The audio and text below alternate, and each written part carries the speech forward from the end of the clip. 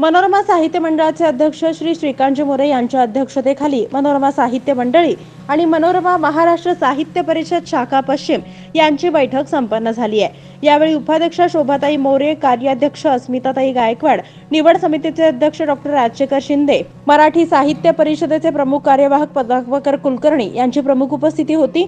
यावेळी निवड मंडळींनी निवडलेल्या पुरस्कारप्राप्त साहित्यिकांची यादी निवड मंडळीचे अध्यक्ष राजशेखर शिंदे यांनी मनोरमा साहित्य मंडळाचे अध्यक्ष श्रीकांतजी मोरे आणि साहित्य मंडळीच्या पदाधिकाऱ्यांकडे सुपूर्द केली। यावेळी मनोरमा मंडळीच्या सदस्य उज्ज्वला साळुंखे, संचालक गजेंद्र साळुंखे, शिल्पा कुलकर्णी, कमलाकर पुजारी, नीलकंठ करंडे, मॅनेजर संतोष धमगुंडे, अजय मोरे, पांडुरंग पाटील, संगीता मोरे, अंजली मोरे, नयना भोसले, सुनील पाटील, सावंत आदींची उपस्थिती होती।